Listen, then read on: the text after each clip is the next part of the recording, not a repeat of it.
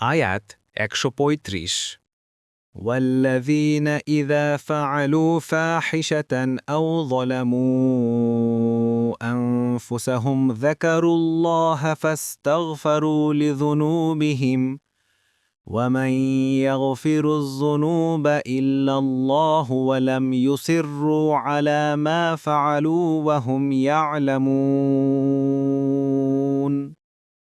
অনুবাদ আর যারা কোনো অশ্লীল কাজ করে ফেললে বা নিজেদের প্রতি জুলুম করলে আল্লাহকে স্মরণ করে এবং নিজেদের পাপের জন্য ক্ষমা প্রার্থনা করে আল্লাহ ছাড়া আর কে পাপ ক্ষমা করবে এবং তারা যা করে ফেলে জেনে বুঝে তারা তা পুনরায় করতে থাকে না।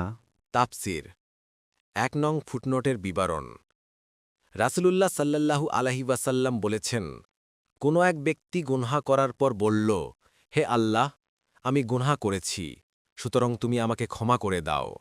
তখন আল্লাহ তাআলা বললেন, আমার বান্দা গুনহা করেছে এবং এটা জেনেছে যে তার একজন রব আছে যিনি তার গুনহা মাফ করবে ও তাকে পাকড়াও করবে। আমি আমার বান্দাকে ক্ষমা করে দিলাম। তারপর সে আবার আরও একটি গুনহা করে আবারও বলল, হে রব, আমি গুনহা করেছি, সুতরাং আমাকে ক্ষমা করে দাও। তখন আল্লাহ তাআলা বললেন, আমার বান্দা গুনহা করেছে এবং এটা জেনেছে যে তার একজন রব আছে যিনি তার গুনহা মাফ করবে ও তাকে পাকড়াও করবে। আমি আমার বান্দাকে ক্ষমা করে দিলাম। তারপর সে আবার আরেকটি গুনহা করে আবারও বলল, হে রব, আমি গুনহা করেছি, সুতরাং আমাকে ক্ষমা করে দাও।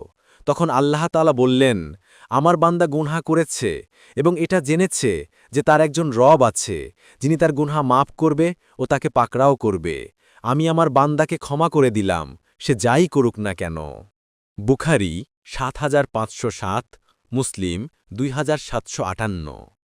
আলী রাদিয়াল্লাহু আনহু বলেন, আমাকে আবু বকর হাদিস শুনিয়েছে আর আবু বকর সত্য বলেছে। তিনি রাসূলুল্লাহ সাল্লাল্লাহু আলাইহি ওয়াসাল্লামকে বলতে শুনেছেন, কোনো লোক যদি গুনহা করে তারপর পাক পবিত্র হয় এবং সালাত আদায় করে তারপর আল্লাহর কাছে ক্ষমা প্রার্থনা করে, আল্লাহ তাকে ক্ষমা করে দিবেন। তারপর তিনি উপলোক্ত আয়াত তেলাওয়াত করলেন। তিরমিজি ৪০০৬, ইবনে মাজাহ ১৩৯৫, আবু দাউদ ১৫২১।